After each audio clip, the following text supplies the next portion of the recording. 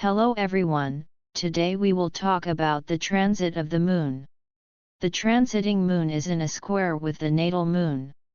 How the transiting moon in a square with the natal moon will behave depends on the position of the natal moon. This transit may be more prominent in your life if you already have planets in aspect to your natal moon.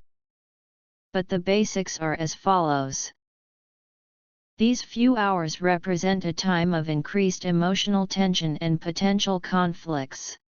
So this fast transit will bring unresolved emotional problems, inner restlessness, and a feeling of emotional instability. It is very likely that it will still cause disagreements at home and with loved ones due to excessive sensitivity. Although you will feel energized to take on challenges and initiate important undertakings, the conflict between the emotional needs and instincts of the two people will lead this transit to unresolved emotional patterns and lead to a lack of understanding and harmony in relationships. Any hidden tension between you and a family member will probably surface now. Minor forced changes in your routine or habits will upset you a lot now, so you will face unexpected changes in your schedule. But since your emotions are now closer to the surface, you are prone to harsh reactions. The moon in astrology represents our deepest personal needs, our basic habits and reactions, and our unconscious. When the transiting moon forms a square aspect to our natal moon, it encourages emotional energy that is difficult to deal with. The position of the moon in our birth chart shows how we express our emotions, our deepest desires and our unconscious habits. Therefore, when two moons are in square aspect, it indicates an underlying tension or conflict in how two people express their feelings, respond to their needs, and deal with their emotional well-being. Unfortunately, only the symptoms of the problem will be obvious because your emotions will not be clear enough to see something deeper. Generally speaking, things will seem more tense and hectic than usual, with many different moving parts buzzing around you. Friends and colleagues will burden you, and indecision will prevent you from making good financial or business decisions. In any case, during these few hours, avoid being excessively temperamental and indecisive, as this will reduce your popularity and cause bad business decisions.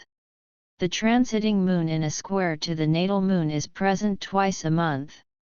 The weight of the square itself will be shown by the natal position, and as a result, you will be more easily irritated, frustrated, or angry than usual, so keep this in mind as much as you can and try to note down all the triggers that could make you do or say something that would make you regret later. So when you feel that a fight is brewing, it would be best to say goodbye or avoid that person until things calm down. If you have an inner conflict, and we know that this transit often highlights the conflicts between one's need for security and the desire for emotional expression, you will struggle with feelings of vulnerability or simply find it difficult to express your needs effectively.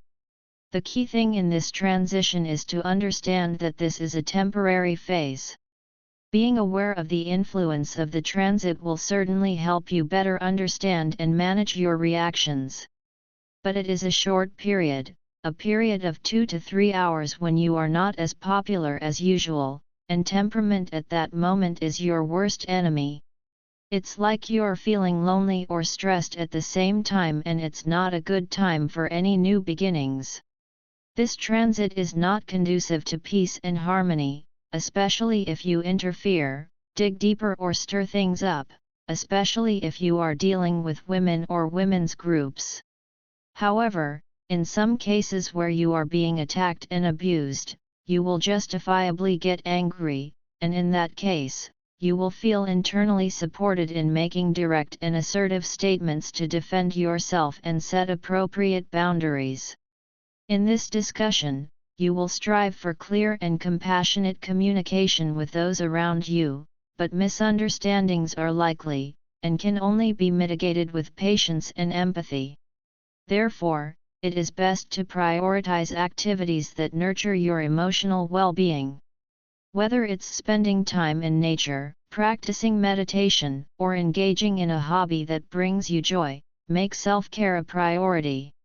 Everything else will have a negative impact on your health, but as we have already stated, emotional problems are a temporary obstacle at this moment, and mood changes are more pronounced because you react better to everything that surrounds you. If so, note down and think about any meaningful messages you can integrate.